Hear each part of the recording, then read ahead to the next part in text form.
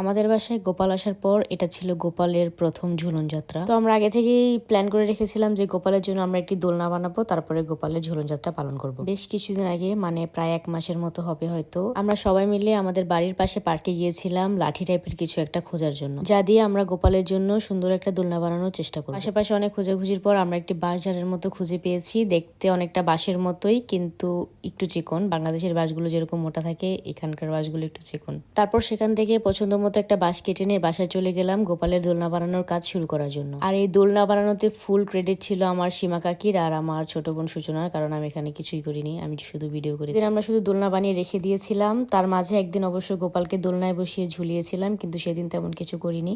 গত 2 দিন আগেই আমরা গোপালের জন্য অল্প কিছু আয়োজন করেছিলাম সন্ধ্যাবেলার দিকে। তো সেদিন গোপালের ভোগের মেনুতে ছিল কলার বড়া আর মালপোয়া, আর কাকির সাথে করে গোপালের জন্য মিষ্টি এনেছিল, সেই মিষ্টিও দিয়েছিলাম। সেদিন আবার কাকি বিকেলবেলা আমাদের বাসায় এসেছিল, তারপর উনি নিজে হাতে গোপালের জন্য ভোগ তৈরি করছিল। প্রথমে এই গোপালের জন্য কলার বড়াগুলো তৈরি করে নিয়েছিল।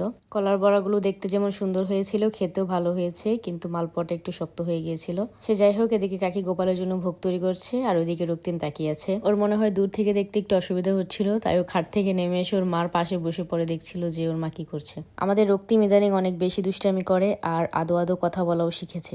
আর এখন কাকি মালপোয়াগুলো বেজে নিচ্ছে। মালপোয়াগুলো দেখতে অনেক সুন্দর হয়েছিল এবং ফুলেছিল, কিন্তু খেতে একটু শক্ত লেগেছিল, বাট ঠিক আছে। হ্যালো গাইস, হ্যালো গাইস, আমি রক্তিম। আমি নতুন। আমার বাড়ি আমার বাড়ি বাংলাদেশ। বাংলাদেশ। তোমরা সবাই কেমন আছো? তোমরা সবাই কেমন আছে?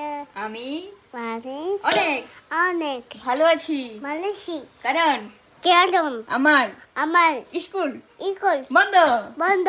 এখন এখন আমি আমি ঘুরতে ঘুরতে যাব।